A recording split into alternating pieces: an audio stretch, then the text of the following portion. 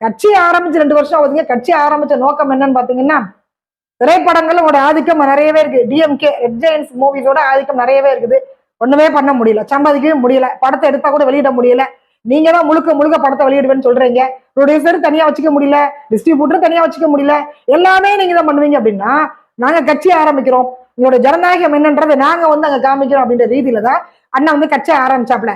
கட்சி ஆரம்பிச்சு 2 மாநாடு போட்டாப்ல. முதல் மாநாடு விக்கிரவாண்டி, 2வது மாநாடு மதுரை. அப்புறம் பாத்தீங்கன்னா தேர்தல் பிரச்சாரம் 2 வருஷம், முதல் சட்டமன்ற எலெக்ஷன். தேர்தல் பிரச்சாரத்தை எங்க ஆரம்பிக்கலாம்? திருச்சியில ஆரம்பிப்போம், திருச்சி ஒரு திருப்பத்தை கொடுக்கும் அப்படின்னு சொன்னாங்க. திருப்பதிக்கு போனா திருப்பம் வரும்னு சொல்லுவாங்க. அது மாதிரி அரசியல் கட்சியை பொறுத்த வரைக்கும் திருச்சிக்கு போனாதான் திருப்பம் வருங்க, ஆட்சியை பிடிக்க முடியுங்க. இதுக்கு முன்னாடி ஆட்சி பிடிச்சவங்கன்னா திருச்சியில மாநாடு பொதுக்கூட்டம் போட்டவங்க தானே.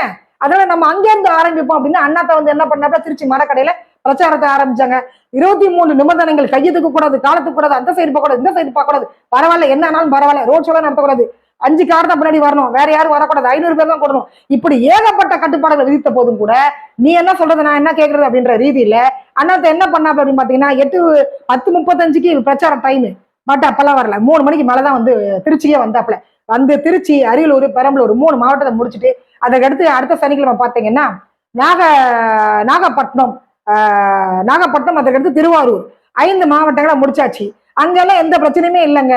திருச்சியில தான் ஆரம்பிச்சாப்ப திருப்பம் வரும் பார்த்தாப்புல. கரூர்ல பயங்கரமான திருப்பம் வந்துருச்சு, அங்க எந்த பிரச்சனையுமே வரல. அதற்கடுத்து பாத்தீங்கன்னா நாமக்கல், கரூர், நாமக்கல் கூட முடிஞ்சிருச்சுங்க. கிட்னி திருட்டெல்லாம் அவர் பேசினாரு, அப்பெல்லாம் ஒண்ணும் பண்ணல.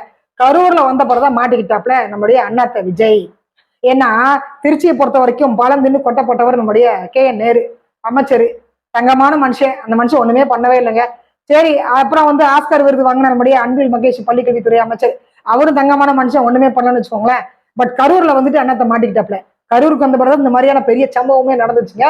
நாங்க கேட்ட இடத்த நீங்க கொடுத்துருந்துருக்கலாம், அதனாலதான் இப்படி ஆயிடுச்சு. இல்ல நாங்க கொடுத்த இடத்துல நீங்க ஒழுங்கா பிரச்சாரத்தை பண்ணிருக்கலாம், அதனாலதான் இப்படி ஆயிடுச்சு.